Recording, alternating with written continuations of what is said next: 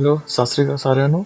ਤੇ ਅੱਜ ਆਪਾਂ ਗੱਲ ਕਰਾਂਗੇ ਕੈਨੇਡਾ ਦੇ ਟੂਰਿਸਟ ਵੀਜ਼ਾ ਬਾਰੇ। ਮੈਂ ਇਹਦੇ ਉੱਪਰ ਪਹਿਲਾਂ ਇੱਕ ਵੀਡੀਓ ਬਣਾਈ ਹੋਈ ਹੈ, ਉਹਨੂੰ 1 ਸਾਲ ਹੋ ਚੁੱਕਾ ਹੈਗਾ ਤੇ ਪਰ ਹਾਲੇ ਵੀ ਕਈ ਲੋਕਾਂ ਨੂੰ ਬਹੁਤ ਸਾਰੇ ਡਾਊਟਸ ਹੈਗੇ ਨੇ ਡਾਕੂਮੈਂਟਸ ਨੂੰ ਲੈ ਕੇ, ਜਿਵੇਂ ਫਾਈਨੈਂਸ਼ੀਅਲ ਚੀਜ਼ਾਂ ਨੂੰ ਲੈ ਕੇ ਹੋ ਗਿਆ, ਆਪਣਾ ਪਰਪਸ ਹੋ ਗਿਆ ਕੈਨੇਡਾ ਜਾਣ ਦਾ ਟੂਰਿਸਟ ਤੇ ਕੀ ਸਾਨੂੰ ਡਾਕੂਮੈਂਟ ਸਬਮਿਟ ਕਰਨੇ ਚਾਹੀਦੇ ਵਗੈਰਾ। ਤੇ ਅੱਜ ਆਪਾਂ ਫਿਰ ਉਸ ਚੀਜ਼ ਬਾਰੇ ਗੱਲ ਕਰਾਂਗੇ। ਤੇ ਪਹਿਲਾਂ ਆਪਾਂ ਆਨਲਾਈਨ ਆਪਣਾ ਫਾਈਲ ਸਬਮਿਟ ਕਰਦੇ ਹਾਂ ਤੇ ਆ ਕੇ ਵਿੱਚ ਦੇਖਾਂਗੇ ਕਿ ਕਿਹੜੇ ਡਾਕੂਮੈਂਟਸ ਹੈਗੇ ਤੇ ਹੋਰ ਆਪਾਂ ਡਿਟੇਲ ਵਿੱਚ ਗੱਲ ਕਰਦੇ ਉਹਨਾਂ ਬਾਰੇ ਤਾਂ ਕਿ ਤੁਹਾਨੂੰ ਹੋਰ ਜ਼ਿਆਦਾ ਕਲੀਅਰ ਹੋ ਸਕੇ।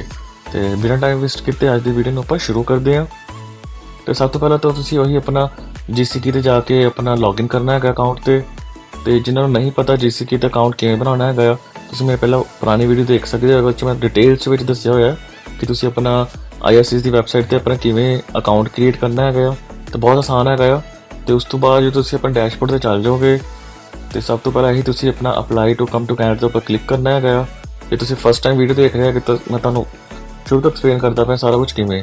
ਤਾਂ ਆਪਾਂ ਇਹ ਅਸਿਊਮ ਕਰਦੇ ਹੈਗੇ ਕਿ ਤੁਸੀਂ ਪਹਿਲੀ ਵਾਰੀ ਅਪਲਾਈ ਕਰਨ ਲੱਗੇ ਹੋ, ਐਪਲੀਕੈਂਟ ਜਿਹੜਾ ਹੈਗਾ ਆ ਆਪਣਾ ਵਿਜ਼ਟਰ ਵੀਜ਼ਾ, ਤੇ ਉਹਨੇ ਪਹਿਲਾਂ ਕਦੀ ਅਪਲਾਈ ਨਹੀਂ ਕੀਤਾ ਹੈਗਾ, ਤੁਸੀਂ ਉਹਦੇ ਸਿੰਗਲ ਹੈਗਾ ਆ ਤੇ ਪਲੱਸ ਉਹ ਕੋਈ ਵੀ ਆਪਣਾ ਪ੍ਰਾਈਵੇਟ ਜਾਂ ਗਵਰਨਮੈਂਟ ਕੋਈ ਜੌਬ ਕਰ ਰਿਹਾ ਹੈਗਾ ਇੰਡੀਆ ਵਿੱਚ ਤੇ ਉਹ ਦੇਖਦੇ। ਉਸ ਤੋਂ ਬਾਅਦ ਆਪਾਂ ਜੇ ਤੁਸੀਂ ਮੈਰਿਡ ਹੈਗੇ ਤੁਸੀਂ ਆਪਣੇ ਆਨਸਰ ਨੂੰ ਚੇਂਜ ਕਰ ਸਕਦੇ ਹੋ। ਤੇ ਆਪਾਂ ਇਸ ਐਪਲੀਕੇਸ਼ਨ ਵਾਸਤੇ ਆਪਾਂ ਅਸਿਊਮ ਕਰਦੇ ਹਾਂ ਕਿ ਉਹ ਸਿੰਗਲ ਹੈਗਾ ਤੇ ਆਪਣਾ ਇੰਡੀਆ ਵਿੱਚ ਕੋਈ ਪ੍ਰਾਈਵੇਟ ਜਾਂ ਕਿਸੇ ਵੀ ਗਵਰਨਮੈਂਟ ਜੌਬ ਵਿੱਚ ਆਪਣੇ ਪ੍ਰਾਈਵੇਟ ਮਤਲਬ ਜੌਬ ਕਰ ਰਿਹਾ ਹੈਗਾ ਆ। ਠੀਕ ਹੈ। ਤੇ ਸਭ ਤੋਂ ਪਹਿਲਾਂ ਆ ਗਏ ਤੁਹਾਡੇ ਕੁਐਸਚਨਸ। ਤੇ ਸਭ ਤੋਂ ਪਹਿਲਾ ਕੁਐਸਚਨ ਆ ਗਿਆ ਹੈਗਾ ਤੁਸੀਂ ਆਪਾਂ ਕੀ ਕਰਨ ਜਾਣਾ, ਉੱਥੇ ਵਿਜ਼ਿਟ ਕਰਨਾ ਹੈਗਾ ਕੈਨੇਡਾ। ਠੀਕ ਹੈ। ਤੇ ਸਟੇ ਆਪਾਂ ਹੈਗਾ ਸਾਡਾ ਟੈਂਪਰੇਰੀ ਲੈਸ ਦੈਨ 6 ਮੰਥਸ ਹੋ ਗਿਆ। ਤੇ ਪਾਸਪੋਰਟ ਦਾ ਆਪਾਂ ਕੀਤਾ ਕਿ ਇੰਡੀਆ ਸਾਡਾ ਆ ਗਿਆ, ਸਾਡਾ ਆਪਾਂ ਇੰਡੀਆ ਸਿਸਟਮ ਰਹਿ ਰਹੇ ਹਾਂਗੇ, ਸਾਡੇ ਕਰੰਟ ਰੈਸੀਡੈਂਸ ਹੈਗਾ ਉਹ ਵੀ ਇੰਡੀਆ ਹੀ ਹੈਗਾ ਆ। ਸਾਡਾ ਕੋਈ ਵੀ ਫੈਮਿਲੀ ਮੈਂਬਰ ਬਾਹਰ ਨਹੀਂ ਹੈਗਾ। ਜੇ ਤੁਸੀਂ ਹੈਗਾ ਤੁਸੀਂ ਯੈਸ ਕਰ ਸਕਦੇ ਹੋ, ਅਦਰਵਾਈਜ਼ ਇਹ ਤੁਸੀਂ ਨੋ ਕਰਨਾ ਹੈ। ਤੇ ਇੱਥੇ ਆ ਜਾਏਗੀ ਤੁਹਾਡੀ ਡੇਟ ਆਫ ਬਰਥ, ਮੰਥ ਆ ਜਾਏਗਾ ਜੋ ਵੀ ਹੈਗਾ ਤੁਹਾਡਾ, ਤੇ ਇੱਥੇ ਆ ਜਾਏਗਾ ਤੁਹਾਡਾ ਡੇ। ਉਸ ਤੋਂ ਬਾਅਦ ਨੈਕਸਟ ਤੇ ਕਲਿੱਕ ਕਰਨਾ ਹੈ। ਤੁਸੀਂ ਪਹਿਲਾਂ ਕਦੀ PR ਵਾਸਤੇ ਅਪਲਾਈ ਕੀਤਾ, ਆਪਾਂ ਨਹੀਂ ਕੀਤਾ ਹੈਗਾ, ਆਪਾਂ ਫਸਟ ਟਾਈਮ ਕੈਨੇਡਾ ਵਾਸਤੇ ਅਪਲਾਈ ਕਰ ਰਹੇ ਹਾਂ ਤੇ ਉਹ ਵੀ ਆਪਾਂ ਕਰ ਰਹੇ ਹਾਂ ਆਪਣੇ ਟੂਰਿਸਟ ਵੀਜ਼ਾ ਵਾਸਤੇ। ਤੇ US ਦੇ ਪਾਸ PR ਹੈਗੇ ਨਹੀਂ ਹੈਗੇ, ਨੋ ਆ ਜਾਏਗਾ ਇੱਥੇ। ਉਸ ਤੋਂ ਬਾਅਦ ਤੁਹਾਡਾ ਸਟੇਟਸ ਕੀ ਹੈਗਾ, ਮੈਰਿਟਲ। ਜੇ ਤੁਸੀਂ ਮੈਰਿਡ ਹੋ ਇੱਥੇ ਮੈਰਿਡ ਸਿਲੈਕਟ ਕਰਿਓ, ਆਪਾਂ ਅਸਿਊਮ ਕਿਤੇ ਸਿੰਗਲ ਐਪਲੀਕੈਂਟ ਹੈਗਾ ਇੱਥੇ ਆ, ਆਪਾਂ ਸਿੰਗਲ ਸਿਲੈਕਟ ਕਰ ਰਹੇ ਹਾਂ। ਤੇ ਕੈਨੇਡਾ ਵਿੱਚ ਤੁਸੀਂ ਜਿੱਥੇ ਵੀ ਵਿਜ਼ਿਟ ਕਰਨ ਬਾਰੇ ਸੋਚ ਰਹੇ ਹੈਗੇ ਉਸ ਪ੍ਰੋਵਿੰਸ ਦਾ ਇੱਥੇ ਸਿਲੈਕਟ ਕਰ ਲਿਓ। ਜਿਵੇਂ ਆਪਾਂ ਓਨਟਾਰੀਓ ਕੀਤਾ ਹੈਗਾ, ਜੋ ਵੀ ਤੁਹਾਡੀ ਹੋਏਗੀ ਤੁਸੀਂ ਇੱਥੇ ਸਿਲੈਕਟ ਕਰਨਾ ਹੈ। ਠੀਕ ਹੈ। ਤੇ ਸਾਡੇ ਜੋ ਆਨਸਰ ਤੇ ਉਹਦੇ ਬੇਸਿਸ ਕਹਿ ਰਹੇ ਆਪਾਂ ਵਿਜ਼ਟਰ ਵੀਜ਼ਾ ਤੇ ਐਲੀਜੀਬਲ ਹੈਗੇ ਆ ਅੰਡਰ 6 ਮੰਥਸ। ਇਹਦੀ ਫੀਸ ਹੈਗੀ 100 ਕੈਨੇਡੀਅਨ ਡਾਲਰਸ। ਠੀਕ ਹੈ। ਤਾਂ ਸਾਨੂੰ ਵੀਜ਼ਾ ਮਿਲੇਗਾ 10 ਇਅਰਸ ਦਾ ਮਿਲੇਗਾ ਇਹਦੇ 'ਚ। ਤੇ ਉਸ ਤੋਂ ਬਾਅਦ ਨੈਕਸਟ ਕੰਟੀਨਿਊ ਆ ਜਾਏਗਾ, ਕੰਟੀਨਿਊ।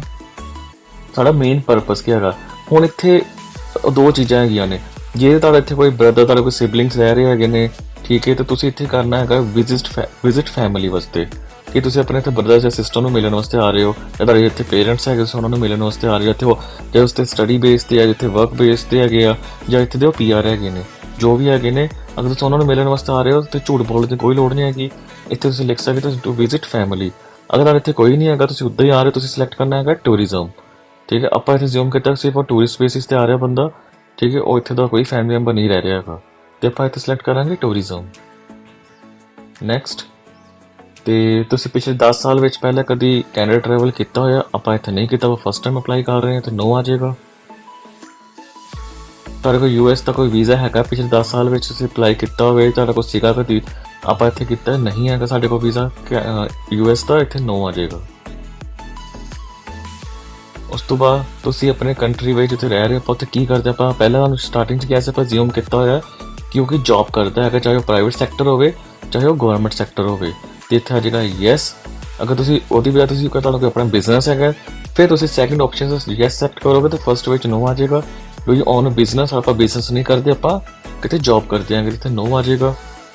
ਫਾਈਨੈਂਸ਼ੀਅਲ ਕਰਕੇ ਆਪਾਂ ਕਿਸੇ ਉੱਪਰ ਡਿਪੈਂਡੈਂਟ ਹੈਗੇ ਆ, ਆਪਾਂ ਨਹੀਂ ਹੈਗੇ ਕਿ ਮੈਂ ਆਪਣੀ ਜੌਬ ਕਰਾਂ ਤੇ ਮੈਂ ਆਪਣੇ ਫਾਈਨੈਂਸ ਦੀ ਖੁਦ ਦੀ ਮਤਲਬ ਦੇਖਦਾ ਹੈਗਾ ਆਪਣੇ ਫਾਈਨੈਂਸਿਸ ਲਈ, ਮੈਂ ਕਿਸੇ ਉੱਪਰ ਡਿਪੈਂਡੈਂਟ ਨਹੀਂ ਹੈਗਾ। ਤੇ ਇੱਥੇ ਆ ਜਾਏਗਾ ਨੋ। ਹੁਣ ਅਗਲਾ ਕੁਐਸਚਨ ਆ ਗਿਆ ਕਿ ਤੁਸੀਂ ਕਦੀ ਕਿਸੇ ਹੋਰ ਕੰਟਰੀ ਵਿੱਚ ਟਰੈਵਲ ਕੀਤਾ ਪਿਛਲੇ 10 ਸਾਲਾਂ ਵਿੱਚ, ਅਗਰ ਕੀਤਾ ਹੈਗਾ ਇੱਥੇ ਯੈਸ ਆਏਗਾ, ਅਗਰ ਨਹੀਂ ਕੀਤਾ ਤਾਂ ਨੋ ਆਏਗਾ। ਠੀਕ ਹੈ। ਤੇ ਅਗਰ ਤੁਸੀਂ ਇੱਥੇ ਯੈਸ ਸਿਲੈਕਟ ਕਰਦੇ ਹੈਗੇ ਹੋ, ਜਦੋਂ ਆਖਰੀ ਵਿੱਚ ਡਾਕੂਮੈਂਟ ਜੋ ਚੈੱਕਲਿਸਟ ਆਏਗੀ ਉੱਥੇ ਇੱਕ ਟਰੈਵਲ ਹਿਸਟਰੀ ਦਾ ਇੱਕ ਐਕਸਟਰਾ ਮਤਲਬ ਡਾਕੂਮੈਂਟ ਸਬਮਿਟ ਕਰਨ ਦਾ ਟੈਬ ਬਣ ਜਾਂਦੀ ਹੈ, ਜਿੱਥੇ ਤੁਹਾਨੂੰ ਆਪਣੇ ਸਾਰੇ ਪਾਸਪੋਰਟ ਦੀ, ਤੁਹਾਨੂੰ ਜਿਸ ਕੰਟਰੀ ਵਿੱਚ ਤੁਸੀਂ ਟਰੈਵਲ ਕੀਤਾ ਹੋਏਗਾ ਉਹਨਾਂ ਦੀ ਵੀਜ਼ਾ ਸਟੈਂਪਿੰਗ, ਉਹਨਾਂ ਦੀ ਐਂਟਰੀ ਐਗਜ਼ਿਟ ਵਗੈਰਾ ਚੀਜ਼ਾਂ ਸਾਨੂੰ ਅਪਲੋਡ ਕਰਨ ਪੈਣਗੀਆਂ। ਅਗਰ ਤੁਸੀਂ ਨੋ ਸਿਲੈਕਟ ਕਰਦੇ ਹੋ ਫਿਰ ਉਹ ਚੀਜ਼ ਤੁਹਾਨੂੰ ਨਹੀਂ ਕਰਨੀ ਪੈਂਦੀ। ਤੇ ਮੈਂ ਤੁਹਾਨੂੰ ਦੋਨੋਂ ਚੀਜ਼ਾਂ ਕਰਕੇ ਦਿਖਾ ਦੇਵਾਂਗਾ। ਵੈਸੇ ਤਾਂ ਆਪਾਂ ਪਹਿਲੇ ਤਾਂ ਸਿਲੈਕਟ ਕਰਦੇ ਹਾਂ ਆਪਾਂ ਨਹੀਂ ਟਰੈਵਲ ਕੀਤਾ ਕਦੀ ਪਿਛਲੇ 10 ਸਾਲਾਂ ਵਿੱਚ ਕਿਸੇ ਹੋਰ ਕੰਟਰੀ ਵਿੱਚ, ਠੀਕ ਹੈ। ਤੇ ਉਸ ਤੋਂ ਬਾਅਦ ਆ ਜਾਏਗਾ ਨੈਕਸਟ। ਤੁਹਾਡੇ ਨਾਲ ਕੋਈ ਹੋਰ ਫੈਮਿਲੀ ਮੈਂਬਰ ਜਾ ਰਿਹਾ ਹੈਗਾ ਜਿਸ ਕੋਲ ਆਲਰੇਡੀ ਕੈਨੇਡਾ ਦਾ ਕੋਈ ਅਪਰੂਵਡ ਵੀਜ਼ਾ ਹੈਗਾ, ਆਪਾਂ ਕਹਿ ਰਹੇ ਨੋ ਕੋਈ ਨਹੀਂ ਹੈਗਾ, ਤੇ ਸਾਡੇ ਨਾਲ ਜਾ ਰਿਹਾ ਹੈਗਾ, ਆ ਰਿਹਾ ਤੁਸੀਂ ਕਦੀ ਅਰੈਸਟ ਵਗੈਰਾ ਹੋਏ ਤਾਂ ਨੋ ਆ ਜਾਏਗਾ, ਕੋਈ ਕ੍ਰਿਮੀਨਲ ਨਹੀਂ ਹੈਗਾ ਸਾਡੇ ਤੇ। ਉਸ ਤੋਂ ਬਾਅਦ ਆਪਾਂ ਅੱਜ ਤੱਕ ਕਦੀ ਕੈਨੇਡਾ ਵਾਸਤੇ ਮੈਡੀਕਲ ਦਿੱਤਾ ਨਹੀਂ, ਆਪਾਂ ਫਸਟ ਟਾਈਮ ਅਪਲਾਈ ਕਰਨ ਲੱਗੇ ਤਾਂ ਆਪਾਂ ਫਸਟ ਟਾਈਮ ਜਾਣਾ ਹੈ, ਤੇ ਆਪਾਂ ਕਦੀ ਵੀ ਮੈਡੀਕਲ ਐਗਜ਼ਾਮ ਨਹੀਂ ਦਿੱਤਾ ਹੋਇਆ ਕੈਨੇਡਾ ਦਾ। ਵੈਸੇ ਵੀ ਟੂਰਿਸਟ ਵੀਜ਼ਾ ਵਿੱਚ ਜੋ ਲੈਸ ਦੈਨ 6 ਮੰਥ ਸਾਡਾ ਸਟੇ ਹੁੰਦਾ ਹੈ ਉਦੋਂ ਵੀ ਸਾਨੂੰ ਮੈਡੀਕਲ ਦੀ ਜ਼ਰੂਰਤ ਨਹੀਂ ਹੁੰਦੀ ਹੈਗੀ, ਠੀਕ ਹੈ। ਤੇ ਇੱਥੇ ਆਪਾਂ ਨੋ ਹੀ ਆਏਗਾ। ਤੇ ਆਪਾਂ ਕਿਸੇ ਹੋਰ ਫੈਮਿਲੀ ਮੈਂਬਰ ਦੀ ਸਬਮਿਟ ਕਰਨੀ ਐਪਲੀਕੇਸ਼ਨ, ਨੋ। ਉਸ ਤੋਂ ਬਾਅਦ ਆ ਰਿਹਾ ਕਿ ਆਪਣਾ ਫਾਈਲ ਕਿਸੇ ਆਪਾਂ ਰਿਪਰੈਜ਼ੈਂਟੇਟਿਵ ਨੂੰ ਦਾ ਐਕਸੈਸ ਦੇ ਰਹੇ ਕਿ ਨਹੀਂ, ਆਪਾਂ ਖੁਦ ਅਪਲਾਈ ਕਰ ਰਹੇ ਹਾਂ ਤੇ ਇੱਥੇ ਨੋ ਆ ਜਾਏਗਾ। ਆਪਾਂ ਕਿਸੇ ਏਜੰਟ ਦੇ ਥਰੂ ਜਾਂ ਇਮੀਗ੍ਰੇਸ਼ਨ ਮੈਂਬਰ ਦੇ ਥਰੂ ਆਪਾਂ ਨਹੀਂ ਅਪਲਾਈ ਕਰ ਰਹੇ। ਤੇ ਆਪਾਂ ਕਦੇ ਫਿੰਗਰਪ੍ਰਿੰਟਸ ਬਾਇਓਮੈਟ੍ਰਿਕ ਦਿੱਤੇ ਕੈਨੇਡਾ ਤੇ ਆਪਾਂ ਨਹੀਂ ਦਿੱਤੇ ਕਿਉਂਕਿ ਆਪਾਂ ਫਸਟ ਟਾਈਮ ਅਪਲਾਈ ਕਰ ਰਹੇ ਹਾਂ। ਤੇ ਇਹ 'ਚ ਕੀ ਹੁੰਦਾ ਜੇ ਤੁਸੀਂ ਫਸਟ ਟਾਈਮ ਅਪਲਾਈ ਕਰਾਂਗੇ ਪਰ ਇੱਕ ਵਾਰੀ ਬਾਇਓਮੈਟ੍ਰਿਕ ਹੁੰਦੇ ਨੇਗੇ ਜੋ 10 ਸਾਲ ਵਾਸਤੇ ਵੈਲਿਡ ਰਹਿੰਦੇ ਨੇ। ਸਾਨੂੰ ਜੇ ਆਪਾਂ ਅੱਜ ਤੋਂ ਬਾਅਦ ਦੁਬਾਰਾ ਫਿਰ ਕਦੇ ਅਪਲਾਈ ਕਰਾਂਗੇ ਕੈਨੇਡਾ ਦੇ ਕਿਸੇ ਫਾਈਲ ਵਾਸਤੇ ਐਪਲੀਕੇਸ਼ਨ ਵਾਸਤੇ ਸਾਨੂੰ ਦੁਬਾਰਾ ਬਾਇਓਮੈਟ੍ਰਿਕਸ ਦੇਣ ਦੀ ਲੋੜ ਨਹੀਂ ਹੋਏਗੀ, ਉਹ 10 ਸਾਲ ਤੱਕ ਵੈਲਿਡ ਹੁੰਦੇ ਨੇ। ਆਪਾਂ ਫਸਟ ਟਾਈਮ ਕਰੇ ਤਾਂ ਆਪਾਂ ਨੋ ਸਿਲੈਕਟ ਕਰਾਂਗੇ ਕਿ ਆਪਾਂ ਬਾਇਓਮੈਟ੍ਰਿਕਸ ਦੇਣੇ ਹੈਗੇ ਕੈਨੇਡਾ, ਆਪਾਂ ਕਦੇ ਨਹੀਂ ਦਿੱਤੇ ਹੈਗੇ। ਤੇ ਇਹਦੇ ਨਾਲ ਜੋ ਫੀਸ ਹੈਗੀ ਆ ਉਹ ਆਪਾਂ ਖੁਦ ਪੇ ਕਰਾਂਗੇ ਤੇ ਯੈਸ ਆ ਜਾਏਗਾ। ਆਪਾਂ ਡਾਕੂਮੈਂਟ ਸਕੈਨ ਕਰਕੇ ਅਪਲੋਡ ਕਰ ਸਕਦੇ ਹਾਂ, ਯੈਸ। ਇਹ ਫੀਸ ਆਪਾਂ ਆਨਲਾਈਨ ਭਰ ਸਕਦੇ ਹਾਂ, ਇੱਥੇ ਆ ਜਾਏਗਾ ਯੈਸ। ਤੇ ਬਸ ਇਹ ਸਾਰੇ ਤੁਹਾਡੇ ਕੁਐਸਚਨ ਸੀਗੇ, ਇੱਕ ਵਾਰੀ ਸਾਰਾ ਕੁਝ ਰਿਵਿਊ ਕਰ ਲਿਓ। ਤੁਸੀਂ ਜੋ ਆਨਸਰ ਦਿੱਤੇ ਹੋਏ ਨੇ ਸਹੀ ਹੈਗੇ ਨੇ, ਕੋਈ ਚੇਂਜਸ ਨਹੀਂ ਕਰਨੇ ਹੈਗੇ ਤੇ ਉਹਨੂੰ ਐਡਿਟ ਕਰ ਲਿਓ ਤੁਸੀਂ। ਤੇ ਜੇ ਕਰ ਲਓਗੇ ਉਸ ਤੋਂ ਬਾਅਦ ਤੁਸੀਂ ਕਲਿੱਕ ਕਰਨਾ ਕੰਟੀਨਿਊ ਤੇ। ਇਹ ਥੋੜੇ ਇੰਸਟਰਕਸ਼ਨ ਦਿੱਤੀਆਂ ਹੋਈਆਂ, ਗਾਈਡਲਾਈਨਸ ਦਿੱਤੀਆਂ ਹੋਈਆਂ ਨੇ ਕਿ ਡਾਕੂਮੈਂਟ ਦੀ ਫਾਈਲ ਸਾਈਜ਼ ਕਿੰਨਾ ਹੋਏਗਾ, ਸਾਰਾ ਕੁਝ ਕੀ ਹੈਗਾ ਆ। ਤੇ ਇਹ ਤੁਸੀਂ ਕੋਈ ਪੜ੍ਹ ਲਿਓ, ਪੜ੍ਹਨਾ ਹੈਗਾ ਤੇ ਉਸ ਤੋਂ ਬਾਅਦ ਕੰਟੀਨਿਊ ਕਲਿੱਕ ਕਰਿਓ। ਤੇ ਹੁਣ ਆ ਗਈ ਸਾਡੀ ਚੈੱਕਲਿਸਟ। ਚੈੱਕਲਿਸਟ ਵਿੱਚ ਸਭ ਤੋਂ ਪਹਿਲਾਂ ਤੇ ਉਹੀ ਜਿਹੜਾ ਬੇਸਿਕ ਜਿਹੜਾ ਸਾਰਾ ਫਾਰਮ ਹੁੰਦਾ ਆ ਟੈਂਪਰੇਰੀ ਰੈਜ਼ੀਡੈਂਟ ਵੀਜ਼ਾ ਵਾਲਾ 5 to 57 ਉਹ ਫਿਲ ਆਊਟ ਕਰਨਾ ਹੈ। ਉਹ ਕੀ ਡਿਟੇਲਸ ਭਰਨੀਆਂ ਮੈਂ ਤੁਹਾਨੂੰ ਦੱਸਦਾ ਹੁਣੀ। ਤੇ ਉਸ ਤੋਂ ਇਲਾਵਾ ਆਪਾਂ ਥੱਲੇ ਤੇ ਦੇਖਦੇ ਹੈਗੇ ਸਪੋਰਟਿੰਗ ਡਾਕੂਮੈਂਟਸ 'ਚ ਜੇ ਤੁਸੀਂ ਟਰੈਵਲ ਹਿਸਟਰੀ ਵਾਲਾ ਯੈਸ ਕੀਤਾ ਹੁੰਦਾ ਤੇ ਇੱਥੇ ਇੱਕ ਰੋ ਹੋਣੀ ਸੀਗੀ ਜਿਸ 'ਚ ਲਿਖਿਆ ਹੋਣਾ ਸੀਗਾ ਟਰੈਵਲ ਹਿਸਟਰੀ ਪਾਸਪੋਰਟ ਤੋਂ ਪਹਿਲਾਂ। ਤੇ ਉਹ 'ਚ ਤੁਹਾਨੂੰ ਕੀ ਅਪਲੋਡ ਕਰਨਾ ਹੁੰਦਾ ਹੈ, ਆਪਣੇ ਸਾਰੇ ਵੀਜ਼ਾ ਜਿਸ ਕੰਟਰੀ ਤੁਸੀਂ ਗਏ ਹੋ ਉਹਨਾਂ ਦੀ ਸਟੈਂਪਿੰਗ ਦੀ ਐਂਟਰੀ ਐਗਜ਼ਿਟ ਉਹ ਸਾਰਾ ਕੁਝ ਪ੍ਰੋਪਰ ਸਕੈਨ ਕਰਕੇ ਇੱਥੇ ਅਪਲੋਡ ਕਰਨਾ ਹੁੰਦਾ ਆ। ਪਰ ਉਸ ਟਾਈਮ ਆਪਾਂ ਉੱਥੇ ਨੋ ਸਿਲੈਕਟ ਕੀਤਾ ਤਾਂ ਸਾਨੂੰ ਪੁੱਛਿਆ ਨਹੀਂ ਹੈਗਾ, ਤਾਂ ਆਪਾਂ ਉੱਥੇ ਯੈਸ ਕਰਦੇ ਤੇ ਇੱਥੇ ਸਾਨੂੰ ਪੁੱਛਦਾ, ਠੀਕ ਹੈ। ਉਸ ਤੋਂ ਇਲਾਵਾ ਕਈ ਡਾਕੂਮੈਂਟਸ ਬਚੇ ਸਾਨੂੰ ਸਪੋਰਟਿੰਗ ਡਾਕੂਮੈਂਟਸ। ਸਭ ਤੋਂ ਪਹਿਲਾਂ ਆ ਗਿਆ ਪਾਸਪੋਰਟ ਸਿੰਪਲ ਆਪਣਾ ਫਰਸਟ ਤੇ ਲਾਸਟ ਪੇਜ ਨੂੰ ਪ੍ਰੋਪਰ ਸਕੈਨ ਕਰਨਾ ਵਧੀਆ ਤਰੀਕੇ ਨਾਲ, ਉਹ ਇੱਥੇ ਅਪਲੋਡ ਕਰਨਾ ਹੈਗਾ, ਇਸ ਤੋਂ ਇਲਾਵਾ ਕੁਝ ਨਹੀਂ ਕਰਨਾ ਇੱਥੇ। ਉਸ ਤੋਂ ਬਾਅਦ ਅਗਲੀ ਚੀਜ਼ ਆਉਂਦੀ ਹੈਗੀ ਹੈ proof of means of financial support. ਇਹ ਬਹੁਤ ਜ਼ਰੂਰੀ ਹੈਗਾ ਆ। ਹੁਣ ਆਪਾਂ ਜਿਵੇਂ ਅਸਿਊਮ ਕੀਤਾ ਸੀਗਾ ਕਿ ਜੋ ਐਪਲੀਕੈਂਟ ਹੈਗਾ ਉਹ ਜੌਬ ਕਰਦਾ ਪਿਆ ਕੋਈ ਇੰਡੀਆ ਵਿੱਚ, ਚਾਹੇ ਉਹ ਗਵਰਨਮੈਂਟ ਕਰਦਾ ਪਿਆ ਚਾਹੇ ਪ੍ਰਾਈਵੇਟ ਸੈਕਟਰ 'ਚ ਕਰਦਾ ਪਿਆ, ਕੋਈ ਵੀ ਜੌਬ ਕਰਦਾ ਪਿਆ ਤੇ ਉਸ ਬੇਸ 'ਤੇ ਤੁਹਾਨੂੰ ਪਰ ਕਿਹੜੇ ਡਾਕੂਮੈਂਟਸ ਦੇਣੇ ਚਾਹੀਦੇ ਆ। ਜੇ ਤੁਸੀਂ ਇੰਸਟਰਕਸ਼ਨ 'ਤੇ ਕਲਿੱਕ ਕਰੋਗੇ ਤੇ ਕਿੰਨਾ ਕੁਛ ਹੈਗਾ ਇਹਨਾਂ ਵਿੱਚ ਆਪਾਂ ਕੀ ਦੇ ਸਕਦੇ ਆ, ਪਰ ਬਹੁਤ ਕੁਛ ਹੈਗਾ ਆ, ਠੀਕ ਹੈ। ਉਹ ਸਾਡੇ ਪ੍ਰੋਫਾਈਲ ਟੂ ਪ੍ਰੋਫਾਈਲ ਡਿਪੈਂਡ ਕਰਦਾ ਹੈਗਾ ਕਿ ਤੁਸੀਂ ਇਹਨਾਂ ਵਿੱਚੋਂ ਕੀ ਦੇ ਸਕਦੇ ਹੋ। ਹੁਣ ਜਿਵੇਂ ਸਭ ਤੋਂ ਬੇਸਿਕ ਚੀਜ਼ ਹੈਗੀ ਹੈ ਕਿ ਤੁਸੀਂ ਜੌਬ ਕਰਦੇ ਪਏ ਹੋ ਤਾਂ ਤੁਹਾਡਾ ਇੱਕ ਇੰਪਲੋਇਮੈਂਟ ਲੈਟਰ ਤਾਂ ਹੋਏਗਾ। ਤੁਸੀਂ ਆਪਣੀ ਕੰਪਨੀ ਨੂੰ ਕਹੋ ਮੈਨੂੰ ਇੱਕ ਇੰਪਲੋਇਮੈਂਟ ਲੈਟਰ ਚਾਹੀਦਾ ਹੈਗਾ, ਉੱਥੇ ਲਿਖਿਆ ਹੋਏਗਾ ਕਿ ਇਹ ਬੰਦਾ ਸਾਡੇ ਤੇ ਜੌਬ ਕਰਦਾ ਪਿਆ ਹੈਗਾ ਆ, ਇਹਨੇ ਉਦੋਂ ਸਟਾਰਟ ਕੀਤਾ ਹੈ, ਕਰੰਟਲੀ ਵੀ ਸਾਡੇ ਨਾਲ ਹੀ ਕੰਮ ਕਰਦਾ ਪਿਆ। ਇੱਥੇ ਦੇਖ ਸਕਦੇ ਹੋ ਤੁਸੀਂ ਇੰਪਲੋਇਮੈਂਟ ਲੈਟਰ ਨੂੰ ਹਾਈਲਾਈਟ ਮੈਂ ਕੀਤਾ ਤੇ ਇੰਪਲੋਇਮੈਂਟ ਲੈਟਰ ਤੁਸੀਂ ਕੰਪਨੀ ਤੁਹਾਨੂੰ ਆਰਾਮ ਨਾਲ ਮਿਲ ਜਾਏਗਾ, ਤੁਸੀਂ ਉਹ ਲਾਣਾ ਹੈ। ਪੇ ਸਟੈਪਸ ਹੋ ਗਿਆ, ਤੁਹਾਡੀ ਸੈਲਰੀ ਇਹ ਆਉਂਦੀ ਹੈ ਕਿ ਪੇ ਸਲਿਪ ਸਾਰੀ ਹਰ ਮਹੀਨੇ ਜਨਰੇਟ ਹੁੰਦੀਆਂ ਹੋਣਗੀਆਂ, ਇਹ ਮੰਥਲੀ ਤੋਂ ਮੰਥ ਸਾਡੀ ਸੈਲਰੀ ਆਉਂਦੀ ਹੈ ਅਕਾਊਂਟ ਵਿੱਚ। ਤੁਸੀਂ ਪੇ ਸਟੈਪਸ ਵੀ ਲਾ ਸਕਦੇ ਹੋ, ਕਿੰਨੀਆਂ ਪਿਛਲੇ 4-5 ਮਹੀਨੇ ਤੁਸੀਂ ਲਾ ਸਕਦੇ ਹੈਗੇ ਹੋ, ਠੀਕ ਹੈ। ਉਸ ਤੋਂ ਬਾਅਦ ਬੈਂਕ ਸਟੇਟਮੈਂਟ ਮੈਂ ਇਹੀ ਰეკਮੈਂਡ ਕਰਾਂਗਾ ਕਿ ਤੁਸੀਂ ਜੋ ਬੈਂਕ ਤੁਹਾਡੇ ਅਕਾਊਂਟ ਵਿੱਚ ਤੋਂ ਤੁਹਾਡੀ ਸੈਲਰੀ ਆਉਂਦੀ ਹੋਏਗੀ ਕੰਪਨੀ ਵੱਲੋਂ ਉਸੇ ਬੈਂਕ ਅਕਾਊਂਟ ਦੀ ਤੁਸੀਂ ਸਟੇਟਮੈਂਟਾਂ ਲਾਇਓ ਜ਼ਰੂਰ।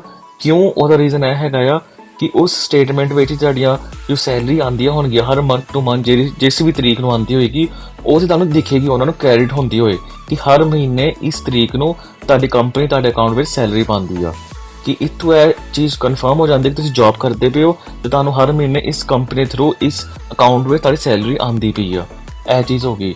ਤੇ ਕੀ ਹੋ ਗਿਆ, ਇੰਪਲੋਇਮੈਂਟ ਲੈਟਰ ਤੁਹਾਡੀ ਸੈਲਰੀ ਸਲਿੱਪ ਤੇ ਤੁਹਾਡੀ ਬੈਂਕ ਸਟੇਟਮੈਂਟ, ਇਹ 3 ਚੀਜ਼ਾਂ ਤੇ ਲਾਣੀਆਂ ਹੈ। ਤੇ ਇਸ ਤੋਂ ਬਾਅਦ ਹੋ ਗਿਆ ਤੁਹਾਡਾ ITR। ਹੁਣ ਤੁਸੀਂ ਜੌਬ ਕਰਦੇ ਪਏ ਹੋ, ਤੁਸੀਂ ਟੈਕਸ ਫਾਈਲ ਕਰਦੇ ਹੋਵੋਗੇ ਤੇ ਇੱਕ ITR ਫਾਰਮ ਹੁੰਦੇ ਹੈਗੇ ਨੇ ਕਿ ਤੁਸੀਂ ਆਈ ਥਿੰਕ ਜੇ ਤੁਸੀਂ ਜੌਬ ਕਰਦੇ ਪਏ ਹੋ ਤੇ ਉਹਦੇ ਵਾਸਤੇ ਤੁਹਾਨੂੰ ITR 16 ਹੁੰਦਾ, 16 ਫਾਰਮ ਹੁੰਦਾ ਹੈ, ਉਹ ਸਾਨੂੰ ਭਰਨਾ ਹੁੰਦਾ ਆ। ਤੇ ਤੁਸੀਂ ਆਪਣੇ ਪਿਛਲੇ 2 ਸਾਲਾਂ ਦੇ ITR ਦੇ ਲਾਣਾ, ਇਹ ਵੀ ਬਹੁਤ ਮੈਂਡੇਟਰੀ ਡਾਕੂਮੈਂਟ ਹੈ, ਜ਼ਰੂਰ ਲਾਣਾ ਕਿ ਤੁਸੀਂ ਟੈਕਸ ਫਾਈਲ ਕਰਦੇ ਪਏ ਹੈਗੇ ਪ੍ਰੋਪਰ ਤਰੀਕੇ ਨਾਲ। ਤੇ ਉਹ ਵੀ ਤੁਸੀਂ ਨਾਲ ਇਹਦੇ ਨਾਲ ਅਟੈਚ ਕਰਕੇ ਜ਼ਰੂਰ ਲਾਣਾ, ਇਹ ਜ਼ਰੂਰ ਭੁੱਲਿਓ ਨਾ। ਤੇ ਇਹ 4 ਡਾਕੂਮੈਂਟ ਤੁਹਾਡੇ ਬਹੁਤ ਜ਼ਰੂਰੀ ਹੈਗੇ ਨੇ ਲਾਣੇ ਆਪਣੇ ਫਾਈਨੈਂਸ਼ੀਅਲ ਵਿੱਚ ਪ੍ਰੂਫ ਕਰਨ ਲਈ। ਆਪਣੀ ਬੈਂਕ ਸਟੇਟਮੈਂਟ ਹੋ ਗਈ, ਮਿਨੀਮਮ 4 ਮੰਥਸ ਤੇ ਹੈ ਹੀ ਹੈ, ਤੁਸੀਂ 6 ਮੰਥਸ ਲਾ ਸਕਦੇ ਹੋ ਤਾਂ ਵੈਲ ਐਂਡ ਗੁੱਡ। ਤੇ ਸੈਲਰੀ ਸਲਿੱਪ ਹੋ ਗਿਆ, ਇੰਪਲੋਇਮੈਂਟ ਲੈਟਰ ਹੋ ਗਿਆ, ਤੇ ਆਪਣਾ ਟੈਕਸ ਰਿਟਰਨ ਦੇ ਤੁਹਾਡੇ ਡਾਕੂਮੈਂਟ ਉਹ ਵੀ ਜ਼ਰੂਰ ਲਾਣੇ ਆ। ਇਹ ਚੀਜ਼ਾਂ ਇਨਫ ਹੋਣਗੀਆਂ ਇਹਦੇ ਵਿੱਚ, ਮੈਂ ਪਰਸਨਲ ਐਕਸਪੀਰੀਅੰਸ ਨਾਲ ਤੁਹਾਨੂੰ ਦੱਸ ਰਿਹਾ, ਇਹ ਚੀਜ਼ਾਂ ਇਨਫ ਹੋਣਗੀਆਂ। ਤੇ ਉਸ ਤੋਂ ਬਾਅਦ ਆ ਗਿਆ ਤੁਹਾਡਾ ਨੈਕਸਟ ਤੁਹਾਡੀ ਫੋਟੋ। ਇਹ ਤੁਸੀਂ ਕਿਤੇ ਵੀ ਜਾ ਕੇ ਆਪਣੀ ਫੋਟੋ ਕਰਵਾ ਲਿਓ, ਉਹਨਾਂ ਨੂੰ ਪਤਾ ਹੁੰਦਾ ਹੈ, ਉਹਨਾਂ ਨੂੰ ਜਾ ਕੇ ਕਹਿ ਦਿਓ ਕਿ ਆਪਣੇ ਕੈਨੇਡਾ ਵੀਜ਼ਾ ਵਾਸਤੇ ਫੋਟੋ ਕਰਵਾਉਣੀ ਹੈਗੀ, ਤੁਹਾਨੂੰ ਪ੍ਰੋਪਰ ਉਸ ਹਿਸਾਬ ਨਾਲ ਫੋਟੋ ਖਿੱਚ ਕੇ ਤੁਹਾਨੂੰ ਦੇ ਦੇਣਗੇ। ਅਗਲਾ ਆ ਗਿਆ ਪਰਪਸ ਆਫ ਟਰੈਵਲ, ਇਹ ਬਹੁਤ ਜ਼ਰੂਰੀ ਹੈ। ਹੁਣ ਤੁਸੀਂ ਉੱਥੇ ਮੈਂਸ਼ਨ ਕੀਤਾ ਸੀ ਆਪਾਂ ਟੂਰਿਜ਼ਮ ਵਾਸਤੇ ਜਾ ਰਹੇ ਹਾਂ, ਤੇ ਇਹਦੇ ਵਿੱਚ ਆਪਾਂ ਕੀ ਭਰ ਸਕਦੇ ਹੈਗੇ ਆ। ਇਹਦੇ ਜਿਹੜਾ ਲਿਖਿਆ ਫਲਾਈਟ ਟਿਕਟ ਇੱਥੇ ਨਾ ਕਰਵਾਇਓ ਪਹਿਲਾਂ ਹੀ ਆਪਣੀ ਕਨਫਰਮ, ਨੋ ਬਿਲਕੁਲ ਮੈਂਡੇਟਰੀ ਨਹੀਂ ਹੁੰਦੀ, ਨਾ ਹੀ ਕੈਨੇਡਾ ਕਦੀ ਕਹਿੰਦਾ ਹੈ ਕਿ ਤੁਸੀਂ ਆਪਣਾ ਫਲਾਈਟਸ ਪਹਿਲਾਂ ਹੀ ਬੁਕਿੰਗ ਕਰਵਾ ਕੇ ਰੱਖ ਲਓ ਤੁਹਾਡੀ ਵੀਜ਼ਾ ਆਉਣ ਤੋਂ ਪਹਿਲਾਂ ਹੀ। ਉਹ ਬਿਲਕੁਲ ਮੈਂਡੇਟਰੀ, ਆਪਣਾ ਪੈਸੇ ਵੇਸਟ ਨਾ ਕਰਿਓ, ਬਿਲਕੁਲ ਜ਼ਰੂਰੀ ਨਹੀਂ ਹੈਗਾ। ਇਹ ਕੈਨੇਡਾ ਨੇ ਆਪਣੇ ਵੈਬਸਾਈਟ ਤੇ ਮੈਂਸ਼ਨ ਵੀ ਕੀਤਾ ਹੋਇਆ ਹੈ ਕਿ ਤੁਹਾਨੂੰ ਟਿਕਟਾਂ ਪਹਿਲੇ ਕਰਵਾਉਣ ਦੀ ਲੋੜ ਨਹੀਂ ਹੈਗੀ। ਤੇ ਇਹਦੇ ਵਿੱਚ ਤੁਸੀਂ ਕੀ ਭਰ ਸਕਦੇ ਹੈਗੇ, ਤੁਸੀਂ ਆਪਣੀ ਟਰੈਵਲ ਆਈਟਨਰੀ ਪ੍ਰੋਪਰ ਬਣਾ ਸਕਦੇ ਹੋ। ਕਿਵੇਂ? ਆਪਣੇ ਕੋਈ ਵੀ ਡਾਕ ਫਾਈਲ ਬਣਾਇਓ, ਉਹਦੇ ਵਿੱਚ ਤੁਸੀਂ ਕੀ ਲਿਖਿਓ ਕਿ ਮੈਂ ਇਸ ਤਰੀਕ ਨੂੰ ਕੈਨੇਡਾ ਵਿਜ਼ਿਟ ਕਰਨਾ ਹੈਗਾ ਆ। ਉਹ 'ਚ ਪ੍ਰੋਪਰ ਤੁਸੀਂ ਡੇਟਸ ਮੈਂਸ਼ਨ ਕਰਿਓ ਕਿ ਇਸ ਤਰੀਕ ਨੂੰ ਮੈਂ ਇੱਥੇ ਜਾਣਾ ਹੈਗਾ ਆ, ਤੇ ਮੈਂ ਉੱਥੇ ਕਿੱਥੇ ਘੁੰਮਣਾ ਹੈਗਾ ਆ, ਕਿਸ ਹੋਟਲ ਵਿੱਚ ਰਹਿਣ ਬਾਰੇ ਮੈਂ ਸੋਚਿਆ ਹੈਗਾ, ਕੀ ਪਲਾਨ ਕੀਤਾ ਹੈ। ਤੇ ਆਪਣਾ ਪ੍ਰੋਪਰ ਆਪਣਾ ਆਈਟਨਰੀ ਬਣਾ ਕੇ ਉਹ ਡਾਕ ਫਾਈਲ ਜਾਂ PDF ਫਾਈਲ ਜੋ ਵੀ ਤੁਸੀਂ ਬਣਾਉਣਾ ਚਾਹੁੰਦੇ ਹੋ, ਡਾਕ ਫਾਈਲ ਬਣਾ ਲਿਓ, ਉਹਨੂੰ PDF 'ਚ ਬਾਅਦ 'ਚ ਕਨਵਰਟ ਕਰ ਲਿਓ ਤੇ ਉਹ ਇੱਥੇ ਤੁਸੀਂ ਅਪਲੋਡ ਕਰ ਸਕਦੇ ਹੋ। ਪ੍ਰੋਪਰ ਆਈਟਨਰੀ, ਮੈਂ ਇੰਨੇ ਤਰੀਕ ਨੂੰ ਇੱਥੇ ਲੈਂਡ ਕਰਨਾ ਹੈ ਤੇ ਮੈਂ ਇੱਥੇ ਹੋਟਲ 'ਚ ਸਟੇ ਕਰਨਾ, ਫਿਰ ਮੈਂ ਇੱਥੇ ਨਾਇਗਰਾ ਫਾਲ ਘੁੰਮਣ ਜਾਣਾ ਆ ਜਾਂ ਡਾਊਨਟਾਊਨ ਟੋਰਾਂਟੋ 'ਚ ਘੁੰਮਣ ਜਾਣਾ ਹੈ, ਉੱਥੇ ਮੈਂ ਇੱਥੇ ਰਹਿਣਾ, ਤੇ ਇਹ ਚੀਜ਼ਾਂ ਮੈਂ ਦੇਖਣੀਆਂ ਹੈਗੀਆਂ। ਤੁਸੀਂ ਪਹਿਲਾਂ ਰਿਸਰਚ ਆਊਟ ਕਰਕੇ ਆਨਲਾਈਨ ਤੁਸੀਂ ਦੇਖ ਕੇ ਪ੍ਰੋਪਰ ਇੱਕ PDF ਫਾਈਲ ਪ੍ਰੋਪਰ ਤਰੀਕੇ ਨਾਲ ਬਣਾਇਓ ਤੇ ਸਾਰਾ ਕੁਝ ਲਿਖਿਓ, ਤਾਂ ਉਹ ਤੁਸੀਂ ਇੱਥੇ ਅਪਲੋਡ ਕਰਿਓ। ਤੁਹਾਨੂੰ ਟਿਕਟਸ ਬੁੱਕ ਕਰਨ ਦੀ ਲੋੜ ਬਿਲਕੁਲ ਨਹੀਂ ਹੈਗੀ, ਉਹ ਚੀਜ਼ ਤੋਂ ਉੱਪਰ ਪੈਸੇ ਵੇਸਟ ਨਾ ਕਰਿਓ ਪਹਿਲਾਂ ਹੀ। ਉਹ ਪ੍ਰੋਪਰ ਤੁਸੀਂ ਐਕਸਪਲੇਨ ਕਰਕੇ ਇੱਥੇ ਲਿਖ ਸਕਦੇ ਹੋ। ਉਸ ਤੋਂ ਬਾਅਦ ਫੈਮਿਲੀ ਇਨਫੋਰਮੇਸ਼ਨ ਫਾਰਮ ਹੈਗਾ, ਇਹ ਵੀ ਤੁਹਾਨੂੰ ਹੁਣ ਦੱਸਦਾ ਸਾਰਾ ਕੁਝ ਭਰ ਕੇ। ਇੱਕ ਇਹ ਫਾਰਮ ਤੇ ਜਿਹੜਾ ਪਹਿਲਾਂ ਮੈਂ ਤੁਹਾਨੂੰ ਕਿਹਾ ਸੀਗਾ 5 to 57 ਫਾਰਮ, ਆਪਾਂ ਹੁਣ ਦੋਨੋਂ ਫਾਰਮ ਭਰਦੇ ਹਾਂ।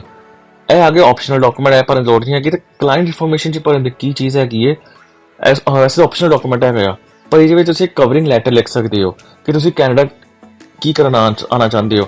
ਇੱਕ ਤੇ ਤੁਸੀਂ ਉਹ ਚੀਜ਼ ਐਕਸਪਲੇਨ ਕਰ ਰਹੇ, ਮੈਂ ਇੱਥੇ ਘੁੰਮਣ ਆਉਣਾ ਚਾਹੁੰਦਾ ਹੈਗਾ ਕਿ ਮੈਨੂੰ ਆਪਣੇ ਉੱਥੇ ਇੰਡੀਆ ਵਿੱਚ ਮੈਂ ਜੌਬ ਕਰਦੇ ਹੋ ਇੰਨਾ ਟਾਈਮ ਹੋ ਗਿਆ, ਤਾਂ ਹੁਣ ਆਪਣਾ ਵੋਕੇਸ਼ਨ ਪਲਾਨ ਕਰਨਾ ਚਾਹੁੰਦਾ ਹੈਗਾ, ਆਪਾਂ ਬ੍ਰੇਕ ਲੈ ਕੇ ਆਪਣਾ ਕੰਮ ਤੋਂ ਮੈਂ ਆਪਣਾ ਥੋੜਾ ਸਾ ਟਾਈਮ ਵੋਕੇਸ਼ਨ ਸਪੈਂਡ ਕਰਨਾ ਚਾਹੁੰਦਾ, ਤੇ ਮੈਂ ਵੋਕੇਸ਼ਨ ਵਾਸਤੇ ਕੈਨੇਡਾ ਆਉਣਾ ਚਾਹੁੰਦਾ, ਤੇ ਕਿੱਥੇ ਘੁੰਮਣਾ ਹੈਗਾ ਉਹ ਤੁਸੀਂ ਆਲਰੇਡੀ ਤੇ ਪਰਪਸ ਆਫ ਟਰੈਵਲ ਵਿੱਚ ਅਪਲੋਡ ਕਰਤਾ ਹੋਏਗਾ।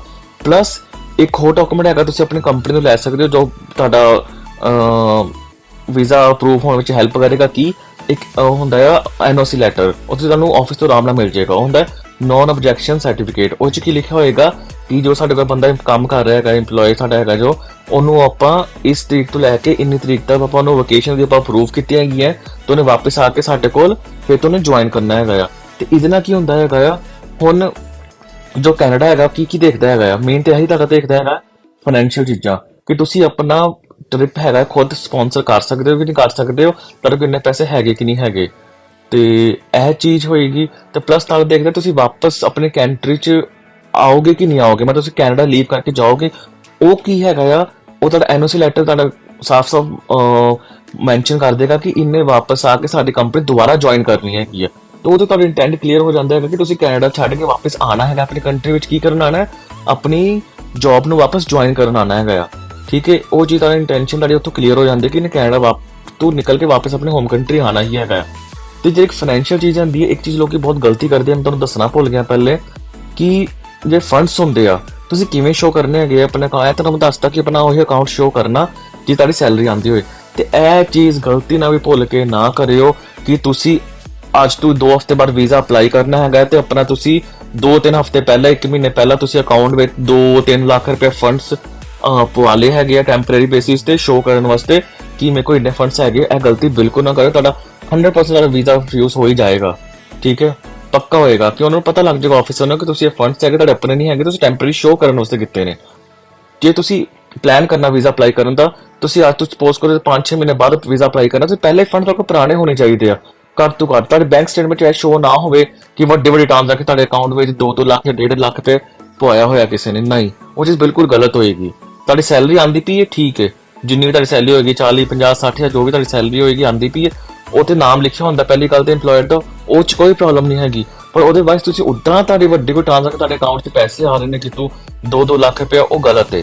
ਤੇ ਫੰਡਸ ਦੀ ਗੱਲ ਕਰੀਏ, ਜੇ ਤੁਸੀਂ ਇਕੱਲੇ ਬੰਦੇ ਜਾ ਰਹੇ ਹੈਗੇ ਤਾਂ 5 ਤੋਂ 6 ਲੱਖ ਰੁਪਇਆ ਤੁਹਾਡੇ ਅਕਾਊਂਟ ਵਿੱਚ ਫੰਡਸ ਹੈਗੇ ਨੇ, ਪੇ ਹੋਏ ਨੇ, ਪੁਰਾਣੇ ਨੇ, ਬਹੁਤ ਵਧੀਆ ਗੱਲ ਹੈ। ਇੰਨੇ ਫੰਡਸ ਇਨਫ ਹੁੰਦੇ ਨੇ ਜੇ ਤੁਸੀਂ ਕੈਨੇਡਾ 2 ਹਫ਼ਤੇ ਲਈ ਵਕੇਸ਼ਨ ਤੇ ਆ ਰਹੇ ਹੋ, ਕਿਉਂਕਿ ਵੈਸੇ ਵੀ ਤੁਸੀਂ ਕਿਤੇ ਕੰਮ ਜੌਬ ਕਰਦੇ ਹੋਵੋਗੇ ਇੰਡੀਆ ਵਿੱਚ ਤੇ ਵਕੇਸ਼ਨ ਇੰਨੀ ਹੀ ਮਿਲਦੀ ਹੈਗੀ 2 ਤੋਂ 3 ਹਫ਼ਤੇ ਦੀ।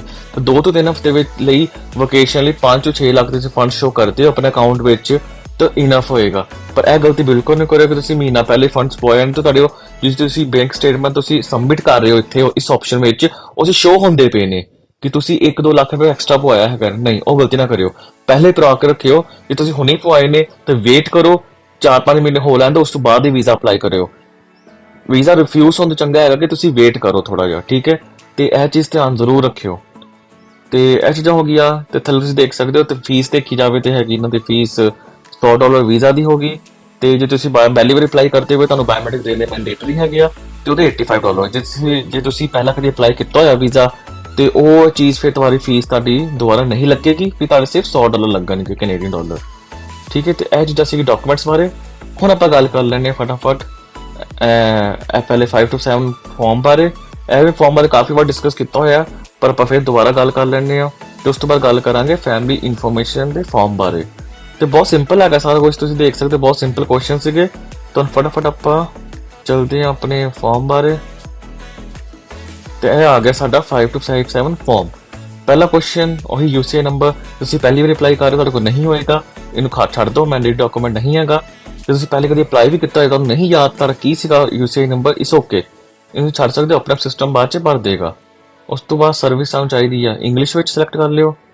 Visa requested, visitor visa apply ਕਰ ਰਹੇ ਹਾਂ ਆਪਾਂ। ਤੇ ਅਗਲਾ ਫੈਮਿਲੀ ਫੁੱਲ ਨੇਮ, ਫਸਟ ਆਪਸ਼ਨ ਫੁੱਲ ਨੇਮ, ਇੱਥੇ ਜੋ ਵੀ ਤੁਹਾਡਾ ਫੈਮਿਲੀ ਸਰਨੇਮ ਹੈਗਾ ਉਹ ਇੱਥੇ ਭਰਨਾ ਹੈ ਜੋ ਪਾਸਪੋਰਟ ਤੇ ਲਿਖਿਆ ਹੋਏਗਾ। ਤੇ ਗਿਵਨ ਨੇਮ 'ਚ ਤੁਹਾਡਾ ਫਸਟ ਨੇਮ ਆ ਜਾਏਗਾ, ਠੀਕ ਹੈ, ਜੋ ਵੀ ਤੁਸੀਂ ਭਰ ਲਿਓ। ਇੱਥੇ ਤੁਸੀਂ ਕਦੀ ਹੋਰ ਨਾਮ ਕੋਈ ਯੂਜ਼ ਕੀਤਾ ਨਹੀਂ, ਇੱਥੇ ਆ ਜਾਏਗਾ ਨੋ। ਇੱਥੇ ਆਏਗਾ ਤੁਹਾਡਾ ਜੈਂਡਰ, ਮੇਲ ਫੀਮੇਲ ਜੋ ਵੀ ਹੋਏਗਾ, ਤੁਹਾਡੀ ਇੱਥੇ ਡੇਟ ਆਫ ਬਰਥ ਆਏਗੀ। ਤੇ ਪਲੇਸ ਆਫ ਬਰਥ ਜੋ ਵੀ ਤੁਹਾਡਾ ਹੋਏਗਾ ਪਲੇਸ ਆਫ ਬਰਥ ਉਹ ਇੱਥੇ ਲਿਖਿਓ, ਠੀਕ ਹੈ। ਤੇ ਕੰਟਰੀ ਆ ਜਾਏਗੀ ਸਾਡੀ ਇੰਡੀਆ। ਨੈਕਸਟ ਸਿਟੀਜ਼ਨਸ਼ਿਪ ਸਾਡੀ ਕਿਸ ਚੀਜ਼ ਦੀ ਹੈਗੀ ਹੈ, ਉਹ ਵੀ ਸਾਡੀ ਇੰਡੀਆ ਦੀ ਹੈਗੀ, ਤੇ ਇੰਡੀਆ ਸੈਲੈਕਟ ਕਰ ਲਿਓ। ਤੇ ਕਰੰਟ ਕੰਟਰੀ ਆਫ ਰੈਜ਼ੀਡੈਂਸ ਸਾਡਾ ਇਸ ਟਾਈਮ ਇੰਡੀਆ ਹੀ ਹੈਗਾ, ਜਿੱਥੇ ਸਾਡਾ ਆ ਜਾਏਗਾ ਇੰਡੀਆ। ਸਟੇਟਸ ਕੀ ਸਾਡਾ ਉੱਥੇ ਹੈਗੇ, ਸਾਡੇ ਪਾਸ ਉੱਥੇ ਦੇ ਆਪਾਂ ਸਿਟੀਜ਼ਨ ਹੈਗੇ ਆ ਤੇ ਸਾਡੇ ਸਿਟੀਜ਼ਨ। ਤੇ ਜਿਹੜੇ ਸਾਡੇ ਫੇਡ ਆਊਟ ਹੋ ਰਹੇ ਨਹੀਂ ਪੁੱਛੇਗਾ ਸਾਨੂੰ। ਤੇ ਪ੍ਰੀਵੀਅਸ ਕੰਟਰੀ ਆਫ ਕੋਈ ਰੈਜ਼ੀਡੈਂਸ ਸਾਡੀ ਸੀਗੀ ਜਾਂ ਨਹੀਂ ਸੀਗੀ ਪਿਛਲੇ 5 ਸਾਲਾਂ ਵਿੱਚ, ਠੀਕ ਹੈ। ਜੇ ਤੁਹਾਡੇ ਕੋਲ ਹੈਗੀ ਆ ਜਿੱਥੇ ਤੁਸੀਂ ਮੋਰ ਦੈਨ 6 ਮੰਥਸ ਰਹੇ ਹੋਵੋਗੇ ਤਾਂ ਇੱਥੇ ਲਿਖਣਾ ਯੈਸ, ਅਦਰਵਾਈਜ਼ ਇੱਥੇ ਕਰਨਾ ਹੈ ਨੋ। ਉਸ ਤੋਂ ਬਾਅਦ ਆ ਜਾਏਗਾ ਕਿੱਥੋਂ ਅਪਲਾਈ ਕਰ ਰਹੇ ਹੋ, ਸੇਮ ਹੀ ਹੈਗਾ ਸਾਡੀ ਕਰੰਟ ਰੈਜ਼ੀਡੈਂਸ ਜਿੱਥੇ ਆਪਾਂ ਰਹਿ ਰਹੇ ਆਪਾਂ ਉੱਥੇ ਅਪਲਾਈ ਕਰਦੇ, ਇੱਥੇ ਆ ਜਾਏਗਾ ਯੈਸ। ਤੇ ਉਸ ਤੋਂ ਬਾਅਦ ਸਾਡੇ ਸਿੰਗਲ ਹੈਗੇ ਤੇ ਸਿੰਗਲ ਸਿਲੈਕਟ ਕਰ ਲਿਓ, ਮੈਰਿਡ ਤੇ ਮੈਰਿਡ ਲਿਖ ਕੇ ਤੇ ਇੱਥੇ ਤੁਹਾਡੀ ਆ ਜਾਏਗੀ ਮੈਰਿਜ ਦੀ ਡੇਟ ਤੇ ਥੱਲੇ ਸਪਾਊਸ ਦਾ ਨਾਮ। ਤੇ ਆਪਾਂ ਇੱਥੇ ਸਿਲੈਕਟ ਕੀਤਾ ਸੀ ਸਿੰਗਲ, ਤੇ ਆਪਾਂ ਸਿੰਗਲ ਆ ਜਾਏਗਾ। ਤੇ ਤੁਸੀਂ ਮੈਰਿਡ ਸੀਗੇ, ਇੱਥੇ ਉਹਦਾ ਸਰਨੇਮ ਤੁਹਾਡੇ ਸਪਾਊਸ ਦਾ ਤੇ ਇੱਥੇ ਗਿਵਨ ਨੇਮ ਆ ਜਾਏਗਾ। ਉਸ ਤੋਂ ਬਾਅਦ ਆ ਜਾਏਗਾ ਤੁਸੀਂ ਕਦੇ ਪਿਛਲੇ ਪਹਿਲੇ ਕਦੇ ਮੈਂ ਇੱਥੇ ਨੋ ਆ ਜਾਏਗਾ। ਉਸ ਤੋਂ ਬਾਅਦ ਆ ਗਿਆ ਸਾਡੀ ਲੈਂਗੁਏਜ, ਸਾਡੀ ਜੋ ਮਦਰ ਟੰਗ, ਜਿੱਦਾਂ ਮੇਰੀ ਮਦਰ ਟੰਗ ਹੈਗੀ ਪੰਜਾਬੀ ਤੇ ਇੱਥੇ ਆਪਾਂ ਕੀਤਾ ਸਿਲੈਕਟ ਪੰਜਾਬੀ, ਜੋ ਵੀ ਤੁਹਾਡੀ ਹੋਏਗੀ ਤੁਸੀਂ ਉਹ ਸਿਲੈਕਟ ਕਰ ਲਿਓ। ਉਸ ਤੋਂ ਬਾਅਦ ਆਪਾਂ ਕਿਸ ਚੀਜ਼ ਕਮਿਊਨੀਕੇਟ ਕਰ ਸਕਦੇ ਹਾਂ, ਬਾਅਦ ਜਗ੍ਹਾ ਇੰਗਲਿਸ਼। ਉਸ ਤੋਂ ਬਾਅਦ ਆ ਗਈ ਸਾਡੀ ਪਾਸਪੋਰਟ ਦੀ ਡਿਟੇਲਸ, ਤੇ ਤੁਹਾਡਾ ਪਾਸਪੋਰਟ ਨੰਬਰ, ਤੁਹਾਡੇ ਕਿੱਥੇ ਇਸ਼ੂ ਹੋਇਆ ਹੈਗਾ, ਤੁਹਾਡਾ ਪਾਸਪੋਰਟ ਸਾਰਾ ਕੁਝ ਲਿਖਿਆ ਹੋਏਗਾ, ਪਾਸਪੋਰਟ ਦੀ ਇਸ਼ੂ ਡੇਟ, ਪਾਸਪੋਰਟ ਦੀ ਐਕਸਪਾਇਰੀ ਡੇਟ, ਉਹ ਇੱਥੇ ਸਿਲੈਕਟ ਕਰ ਲਿਓ। ਉਸ ਤੋਂ ਬਾਅਦ ਇਹ ਸਾਡੇ ਵਾਸਤੇ ਹੈ ਹੀ ਨਹੀਂ ਆਪਸ਼ਨ, ਨੋ ਆ ਜਾਏਗਾ। ਤੇ for this trip will use national ਇਹਦਾ ਪਾਸ ਨੋ, ਇੱਥੇ ਵੀ ਨੋ ਆ ਜਾਏਗਾ। ਉਸ ਤੋਂ ਬਾਅਦ ਨੈਸ਼ਨਲ ਆਇਡੈਂਟੀਟੀ ਡਾਕੂਮੈਂਟ, ਇੱਥੇ ਹਮੇਸ਼ਾ ਕਹਿੰਦਾ ਹੁੰਦਾ ਆਧਾਰ ਕਾਰਡ ਭਰ ਸਕਦੇ ਹੋ, ਯੈਸ ਲਿਖੋ। ਆਧਾਰ ਕਾਰਡ ਅੱਜ ਕੱਲ੍ਹ ਸਾਰਿਆਂ ਕੋਲ ਹੈਗਾ, ਇੱਥੇ ਆਧਾਰ ਕਾਰਡ ਭਰ ਦਿਓ। ਇੱਥੇ ਕੰਟਰੀ ਆ ਜਾਏਗੀ India, issue date expiry date ਪਾਉਣ ਦੀ ਲੋੜ ਹੀ ਨਹੀਂ ਹੈਗੀ, ਨਾ ਉੱਥੇ ਲਿਖਿਆ ਹੁੰਦਾ ਆਈ ਥਿੰਕ ਆਧਾਰ ਕਾਰਡ ਦੇ ਉੱਪਰ। ਉਸ ਤੋਂ ਬਾਅਦ ਯੂਐਸ ਵਾਲਾ ਇੱਥੇ ਆ ਜਾਏਗਾ ਨੋ। ਤੇ ਉਸ ਤੋਂ ਬਾਅਦ ਆ ਜਾਏਗਾ ਤੁਹਾਡਾ ਐਡਰੈਸ ਇੰਡੀਆ ਦਾ, ਉਹੀ ਭਰਿਓ ਜੋ ਤੁਹਾਡੇ ਪਾਸਪੋਰਟ ਤੇ ਐਡਰੈਸ ਹੈਗਾ ਆ, ਠੀਕ ਹੈ। ਇੱਥੇ ਸਾਰਾ ਕੁਝ ਐਡਰੈਸ ਆ ਜਾਏਗਾ ਤੁਹਾਡਾ।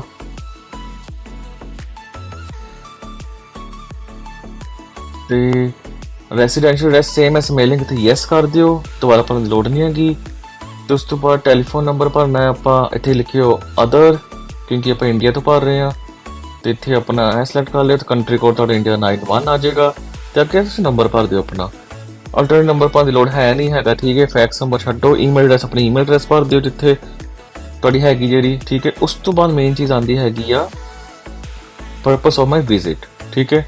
ਤੁਹਾਨੂੰ ਪਹਿਲਾਂ ਦੱਸਿਆ ਸੀਗਾ ਦੋ ਚੀਜ਼ਾਂ ਹੈਗੀਆਂ ਨੇ, ਕਿ ਜੇ ਤੁਹਾਡਾ ਉੱਥੇ ਕੋਈ ਸਿਬਲਿੰਗ ਰਹਿ ਰਹੇ ਨੇ ਫਿਰ ਤੇ ਆਪਾਂ ਸਿਲੈਕਟ ਕਰਨਾ ਹੈਗਾ ਫੈਮਿਲੀ ਵਿਜ਼ਿਟ, ਠੀਕ ਹੈ।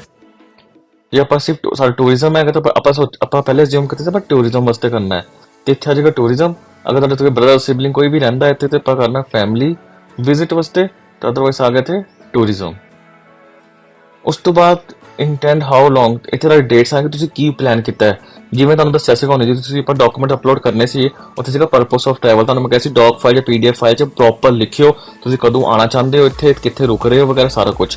ਤੇ ਇੱਥੇ ਉਹ ਡੇਟਸ ਲਿਖ ਦਿਓ ਕਦੋਂ ਤੋਂ ਲੈ ਕੇ ਕਦੋਂ ਤੱਕ ਤੁਸੀਂ ਇੱਥੇ ਪਲਾਨ ਕਰ ਰਹੇ ਰੁਕਣ ਵਾਸਤੇ। ਜਿਵੇਂ ਆਪਾਂ ਸਪੋਜ਼ ਕਰੋ ਕੋਈ ਵੀ 2 ਹਫ਼ਤੇ ਦੀ ਡੇਟ ਸਿਲੈਕਟ ਕਰ ਲਈ।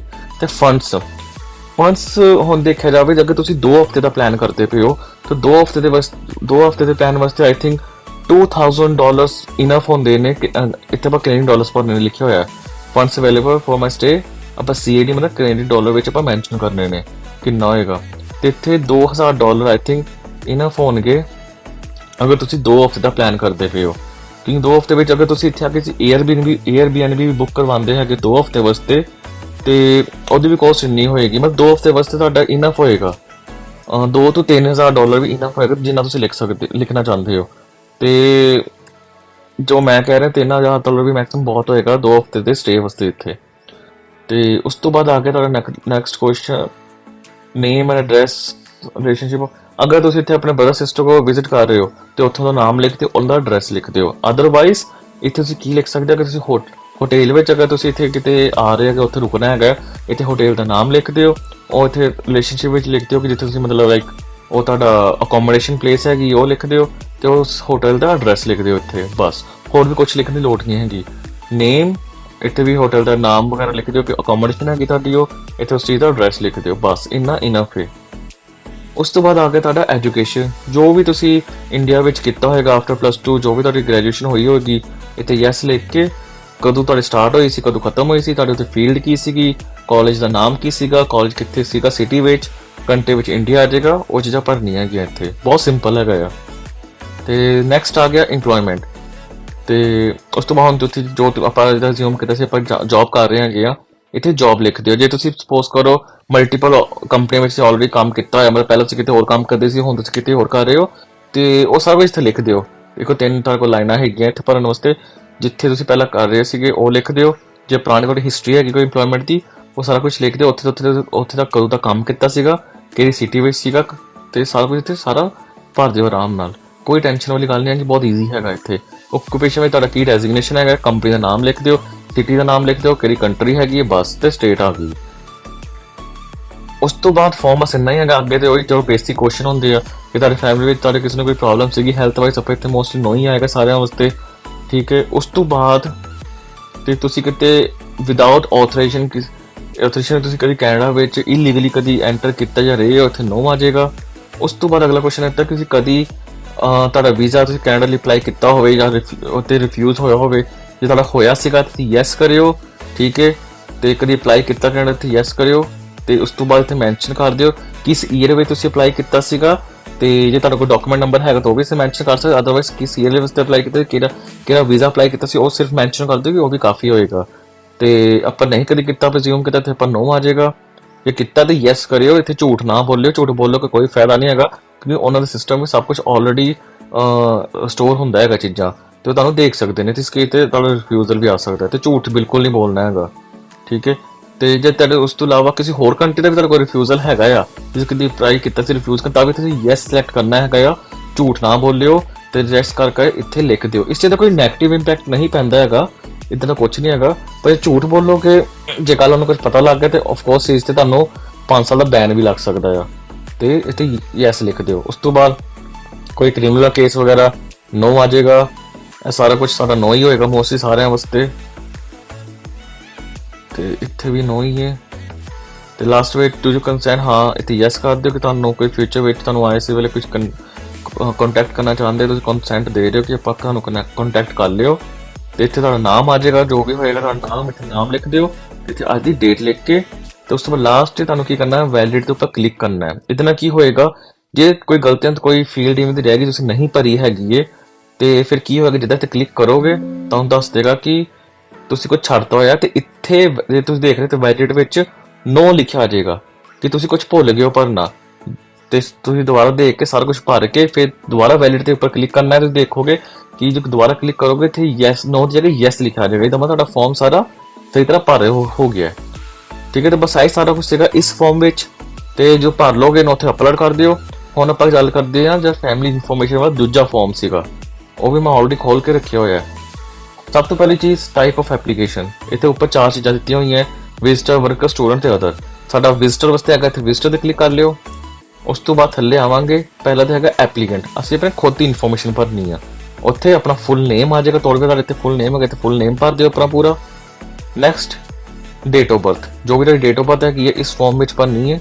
ਥੱਲੇ ਇੱਥੇ ਡ੍ਰੌਪ ਡਾਊਨ ਵੀ ਹੈਗਾ, ਤੁਸੀਂ ਡ੍ਰੌਪ ਡਾਊਨ ਦੇ ਥਰੂ ਵੀ ਭਰ ਸਕਦੇ ਹੋ ਡੇਟ, ਜਾਂ ਕੋਈ ਖੁਦ ਭਰਨੀ ਖੁਦ ਵੀ ਭਰ ਸਕਦੇ ਹੋ। ਠੀਕ ਹੈ, ਕੁਝ ਵੀ ਲਿਖ ਕੇ ਭਰ ਸਕਦੇ ਹੋ ਡੇਟ ਇੱਦਾਂ। ਉਸ ਤੋਂ ਬਾਅਦ ਤੁਹਾਡਾ ਐਡਰੈਸ, ਜੋ ਵੀ ਤੁਹਾਡਾ ਇਸ ਟਾਈਮ ਐਡਰੈਸ ਹੈਗਾ ਇੰਡੀਆ ਵਿੱਚ, ਉਹ ਭਰਨਾ ਇੱਥੇ। ਨੈਕਸਟ ਕੰਟਰੀ ਆਫ ਬਰਥ, ਇੱਥੇ ਆ ਜਾਏਗਾ ਇੰਡੀਆ। ਤੁਸੀਂ ਕੋ ਕਿਤੇ ਹੋਰ ਤੁਹਾਡਾ ਬਰਥ ਹੋਇਆ ਉਹ ਲਿਖਣਾ ਹੈ। ਪ੍ਰੈਜ਼ੈਂਟ ਓਕੂਪੇਸ਼ਨ, ਜੋ ਵੀ ਤੁਸੀਂ ਕਰ ਰਹੇ ਹੋ, ਜਿਵੇਂ ਮੈਂ ਕਿਸੇ ਜੌਬ ਕਰਦੇ ਪਏ ਆਪਾਂ, ਜੇ ਤੁਹਾਡੀ ਜੌਬ ਹੈਗੀ ਹੈ ਤੁਸੀਂ ਡਿਵੈਲਪਰ ਹੋ, ਐਨਾਲਿਸਟ ਹੋ, ਜਾਂ ਕੋਈ ਵੀ ਗਵਰਨਮੈਂਟ ਜੌਬ ਹੈਗੀ ਹੈ ਉਹਦਾ ਇੱਥੇ ਨਾਮ ਲਿਖ ਦੇਣਾ। ਠੀਕ ਹੈ। ਨੈਕਸਟ ਜੇ ਤੁਸੀਂ ਮੈਰਿਡ ਸੀਗੇ ਤਾਂ ਫੀਲਡ ਭਰਨੀ ਹੈ, ਅਦਰਵਾਈਜ਼ ਇਹ ਛੱਡ ਦਿਓ। ਉਸ ਤੋਂ ਬਾਅਦ ਅਗਲੀ ਆ ਜਾਏਗੀ ਮਦਰ ਤੇ ਫਾਦਰ ਬਾਰੇ। ਇੱਥੇ ਮਦਰ ਦਾ ਨੇਮ, ਇੱਥੇ ਫਾਦਰ ਦਾ ਨੇਮ ਥੱਲੇ। ਠੀਕ ਹੈ। Marital status of course married ਹੀ ਆਏਗਾ ਇੱਥੇ, ਤੇ ਇੱਥੇ ਮੈਰਿਡ ਆ ਜਾਏਗਾ। ਤੇ ਤੁਹਾਡਾ ਇੱਥੇ parents the date of birth, parents the country of birth, ਫਿਰ ਥੱਲੇ ਫਾਦਰ ਦਾ, ਮਤਲਬ ਇੱਥੇ ਮਦਰ ਦਾ ਆਏਗਾ, ਉੱਪਰ ਥੱਲੇ ਫਾਦਰ ਦਾ ਆ ਜਾਏਗਾ। ਉਹਦਾ ਐਡਰੈਸ ਸੇਮ ਹੀ ਹੋਏਗਾ ਆਫ ਕੋਰਸ। ਤੇ ਤੁਸੀਂ ਅਲੱਗ ਕਿਤੇ ਰਹਿ ਰਹੇ ਹੋ ਤੁਸੀਂ ਅਲੱਗ ਭਰਨਾ, ਜੋ ਵੀ ਹੈਗਾ ਉਹਦਾ ਐਡਰੈਸ ਉਹ ਭਰਨਾ ਹੈਗਾ ਇੱਥੇ। ਤੇ ਉਹ ਇਸ ਟਾਈਮ ਕੀ ਕਰ ਰਹੇ ਨੇ, ਉਹਨਾਂ ਦਾ ਬਿਜ਼ਨਸ ਕੀ ਹੈਗਾ, ਜੌਬ ਕੀ ਹੈਗਾ, ਜੌਬ ਕਰਦੇ ਉਹ। ਜੇ ਮਮ ਹਾਊਸ ਵਾਈਫ ਹੈਗੀ ਹਾਊਸ ਵਾਈਫ ਲਿਖ ਦਿਓ ਸਿੰਪਲ। ਤੇ ਜਸਟ ਸਪੋਜ਼ ਕਿ ਨਾ ਇੱਦਾਂ ਦਾ ਹੋਵੇ ਕਿਸੇ ਦਾ, ਜੇ ਕਿਸੇ ਦੇ ਮਦਰ ਜਾਂ ਫਾਦਰ ਦੀ ਕਿਸੇ ਦੀ ਡੈਥ ਹੋ ਗਈ ਹੋਵੇ, ਐਕਸਪਾਇਰ ਹੋ ਚੁੱਕੇ ਨੇ, ਤੇ ਦੋਨਾਂ ਵਿੱਚ ਕੋਈ ਵੀ, ਫਿਰ ਉਹਨਾਂ ਦਾ ਕੀ ਇੱਥੇ ਸਾਫ਼ ਮੈਂਸ਼ਨ ਕੀਤਾ ਹੋਇਆ ਕਿ ਜੇ ਉਹਨਾਂ ਦੀ ਡੈਥ ਹੋ ਚੁੱਕੀ ਹੈ ਤੇ ਤੁਹਾਨੂੰ ਉਹਨਾਂ ਦਾ ਸਿਰਫ ਸਿਟੀ ਕੰਟਰੀ ਦੇਣ ਦੀ ਲੋੜ ਹੈਗੀ ਹੈ। ਤੇ ਜਦੋਂ ਡੈਥ ਹੋਈ ਸੀਗੀ ਉਹ ਡੇਟ ਇੱਥੇ ਮੈਂਸ਼ਨ ਕਰ ਦਿਓ ਐਡਰੈਸ ਵਿੱਚ। ਠੀਕ ਹੈ। ਤੇ ਉਸ ਤੋਂ ਬਾਅਦ ਇੱਥੇ ਤੁਸੀਂ ਅੱਗੇ ਦੇਖ ਸਕਦੇ ਹੋ ਕਿ ਇੱਕ ਬਲੌਕ ਹੈਗਾ, will accompany you to Canada. ਤੁਹਾਡੇ ਨਾਲ ਕੈਨੇਡਾ ਉਹ ਵੀ ਵੀਜ਼ਾ ਅਪਲਾਈ ਕਰਦੇ ਪਏ, ਯੈਸ ਔਰ ਨੋ। ਅਗਰ ਨਹੀਂ ਕਰਦੇ ਤੁਸੀਂ ਇਕੱਲੇ ਕਰਦੇ ਪਏ ਇੱਥੇ ਨੋ ਕਰ ਦਿਓ, ਕਰਦੇ ਪਏ ਤੇ ਵੀ ਯੈਸ ਕਰਿਓ, ਇੱਥੇ ਆ ਜਾਏਗਾ ਨੋ। ਅਗਲਾ ਆਪਾਂ ਜ਼ਿਊਮ ਕੀਤਾ ਸੀ ਸਿੰਗਲ, ਤੇ ਇੱਥੇ ਹਾਂ ਇੱਥੇ ਡੇਟ ਜ਼ਰੂਰ ਭਰ ਦਿਓ ਅੱਜ ਦੀ, ਜੋ ਵੀ ਤੁਹਾਡੀ ਅੱਜ ਡੇਟ ਹੋਏਗੀ ਕਰੰਟ ਡੇਟ ਉਹ ਭਰ ਦਿਓ। ਇੱਥੇ ਸਿਗਨੇਚਰ ਕਰਨ ਦੀ ਲੋੜ ਨਹੀਂ ਹੈਗੀ, ਸਭ ਕੁਝ ਡਿਜੀਟਲੀ ਹੋ ਰਿਹਾ ਹੈਗਾ। ਇੱਥੇ ਵੈਸੇ ਫਿਲ ਦੇ ਇੱਥੇ ਤੁਸੀਂ ਕੁਝ ਭਰ ਵੀ ਨਹੀਂ ਸਕਦੇ, ਇਹ ਖਾਲੀ ਛੱਡ ਦਿਓ। ਉਸ ਤੋਂ ਬਾਅਦ ਤੁਹਾਡੇ ਚਿਲਡਰਨ, ਆਪਾਂ ਜ਼ਿਊਮ ਕਰਦੇ ਸਿੰਗਲ ਐਪਲੀਕੈਂਟ ਹੈਗਾ, ਇੱਥੇ ਆਫ ਕੋਰਸ ਦੇ ਬੱਚਿਆਂ ਬਾਰੇ ਕੋਈ ਡਿਟੇਲ ਨਹੀਂ ਹੋਣਗੇ। ਜੇ ਤੁਸੀਂ ਮੈਰਿਡ ਸੀਗੇ ਸਿਲੈਕਟ ਕੀਤਾ ਪਹਿਲਾਂ, ਇੱਥੇ ਆਪਣੇ ਬੱਚਿਆਂ ਦੀ ਡਿਟੇਲ ਸਾਰਾ ਕੁਝ ਭਰ ਦਿਓ। ਉਸ ਤੋਂ ਬਾਅਦ ਆ ਜਾਏਗਾ ਤੁਹਾਡੇ ਸਿਬਲਿੰਗਸ, ਜੋ ਵੀ ਜਿੰਨੇ ਵੀ ਤੁਹਾਡੇ ਭੈਣ ਭਰਾ ਹੈਗੇ ਨੇ ਉਹਨਾਂ ਦਾ ਨਾਮ ਆ ਜਾਏਗਾ, ਉਹਨਾਂ ਦਾ ਮੈਰਿਟਲ ਸਟੇਟਸ ਆ ਜਾਏਗਾ, ਤੁਹਾਡੇ ਨਾਲ ਦਾ ਕੀ ਰਿਲੇਸ਼ਨਸ਼ਿਪ ਹੈਗਾ, ਤੁਹਾਡਾ ਬ੍ਰਦਰ ਹੈ, ਤੁਹਾਡੇ ਸਿਸਟਰ ਹੈ, ਇੱਥੇ ਉਹ ਲਿਖ ਦਿਓ। ਠੀਕ ਹੈ, ਬ੍ਰਦਰ ਲਿਖ ਦਿਓ, ਸਿਸਟਰ ਦੇ ਸਿਸਟਰ ਲਿਖ ਦਿਓ। ਡੇਟ ਆਫ ਬਰਥ, ਉਹਨਾਂ ਦੀ ਕੰਟਰੀ ਆਫ ਬਰਥ, ਉਹੀ ਐਡਰੈਸ ਉਹਨਾਂ ਦਾ, ਉਹਨਾਂ ਦੀ ਓਕੂਪੇਸ਼ਨ ਤੁਹਾਡੇ ਨਾਲ ਆ ਰਹੀ ਕਿ ਨਹੀਂ ਆ ਰਹੀ, ਇੱਥੇ ਆ ਰਹੀ ਤੇ ਯੈਸ, ਨਹੀਂ ਤੇ ਨੋ। ਓਕੇ। ਉਸ ਤੋਂ ਬਾਅਦ ਥੱਲੇ ਇੱਥੇ ਡੇਟ ਭਰ ਦਿਓ ਅੱਜ ਦੀ, ਤੇ ਬਸ ਇੰਨਾ ਫਾਰਮ ਭਰ ਕੇ ਸੇਵ ਕਰਨਾ ਹੈ ਤੇ ਉੱਥੇ ਜਾ ਕੇ ਅਪਲੋਡ ਕਰਨਾ ਹੈਗਾ। ਇਹ ਸੀਗਾ ਸਾਰਾ ਕੁਝ ਡਾਕੂਮੈਂਟਸ ਬਾਰੇ। ਠੀਕ ਹੈ। ਤੇ ਉਹੀ ਡਾਕੂਮੈਂਟ ਫਿਰ ਇੱਥੇ ਅਪਲੋਡ ਕਰ ਦਿਓ, ਤੇ ਫੈਮਿਲੀ ਵਾਲਾ ਇੱਥੇ ਅਪਲੋਡ ਕਰ ਦਿਓ, ਤੇ ਬਸ ਅਪਲੋਡ ਕਰਨ ਤੋਂ ਬਾਅਦ ਤੁਸੀਂ ਫੀਸ ਸਬਮਿਟ ਕਰਨੀ ਹੈ ਤੇ ਇਲੈਕਟ੍ਰੋਨਿਕ ਡਿਜੀਟਲੀ ਸਾਈਨ ਕਰਨੇ ਹੈ। ਡਿਜੀਟਲ ਸਾਈਨ ਵਿੱਚ ਕੁਝ ਨਹੀਂ ਹੁੰਦਾ, ਤੇ ਨਾਮ ਲਿਖਣਾ ਹੁੰਦਾ ਆ, ਡੇਟ ਭਰਨੀ ਹੁੰਦੀ, ਤੇ ਬਸ ਸਿਕਿਉਰਿਟੀ ਕੁਐਸਚਨ ਹੁੰਦਾ, ਆਨਸਰ ਦੇਣਾ ਹੁੰਦਾ, ਬਸ ਹੋਰ ਕੁਝ ਨਹੀਂ। ਬਹੁਤ ਈਜ਼ੀ ਹੈਗਾ ਆ, ਕੋਈ ਵੱਡੀ ਗੱਲ ਨਹੀਂ ਹੈਗੀ ਫਾਰਮ ਭਰਨਾ। ਤੇ ਜੋ ਟਰੈਵਲ ਹਿਸਟਰੀ ਬਾਰੇ ਤੁਹਾਨੂੰ ਦੱਸਿਆ ਸੀਗਾ, ਜੋ ਸਾਨੂੰ ਇੱਕ ਕੁਐਸਚਨ ਪੁੱਛਿਆ ਸੀ ਉਹਨੇ ਸਟਾਰਟਿੰਗ ਵਿੱਚ ਕਿ ਟਰੈਵਲ ਹਿਸਟਰੀ ਤੁਸੀਂ ਕਦੀ ਟਰੈਵਲ ਕੀਤਾ ਕਿ ਨਹੀਂ ਕੀਤਾ, ਉੱਥੇ ਯੈਸ ਕਰਨਾ ਹੈਗਾ। ਤੇ ਇੱਥੇ ਤੁਹਾਨੂੰ ਮੈਂ ਦੱਸਿਆ ਸੀਗਾ ਪਹਿਲਾਂ ਹੀ, ਇੱਥੇ ਇੱਕ ਨਵਾਂ ਟੈਬ ਆ ਜਾਂਦਾ ਹੈਗਾ, ਉੱਥੇ ਹੁੰਦਾ ਜਿਵੇਂ ਇੱਥੇ ਪਾਸਪੋਰਟ ਲਿਖਿਆ ਹੈ, ਉੱਥੇ ਲਿਖਿਆ ਹੋਏਗਾ ਟਰੈਵਲ ਹਿਸਟਰੀ, ਤੇ ਤੁਹਾਨੂੰ ਉਹੀ ਆਪਣੇ ਸਟੈਂਪਾਂ ਵਗੈਰਾ ਸਕੈਨ ਕਰਕੇ ਭਰਨੀ ਹੈਗੀਆਂ। ਤੇ ਬਸ ਇਹ ਸੀਗਾ ਅੱਜ ਦੀ ਵੀਡੀਓ ਵਿੱਚ।